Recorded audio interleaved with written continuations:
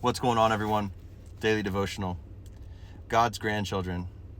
His delight is in the law of the Lord, and in his law he meditates day and night.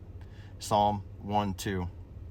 The great preacher Charles Spurgeon is reported to have said, "A child who knowingly sins can savingly repent."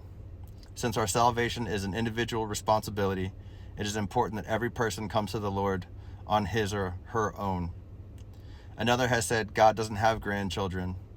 In other words, no one can depend on faith of his or her parents or grandparents for salvation.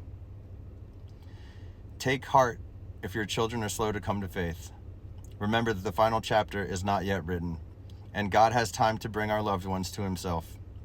Be like the woman who never gave up on her wayward son, but continued to pray.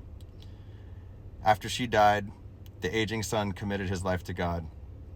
Do everything in your power to share your personal faith story with your children and grandchildren. Model your faith through your lifestyle, your lecture, your music, and your activities.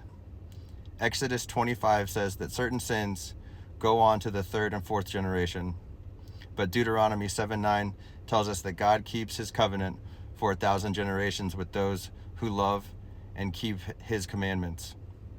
By sharing our faith with our children and their children, we impact the world beyond our years.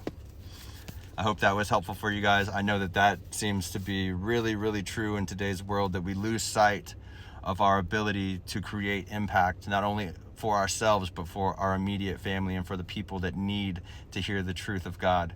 But rather than shoving it down their throat and constantly preaching, we can show up in a way that is loving and caring and reflects God's love for not only us, but also for them. If that was helpful, please hit that follow. I'd love for you to follow me or subscribe to my YouTube page rather. And I hope you guys are having a great day so far.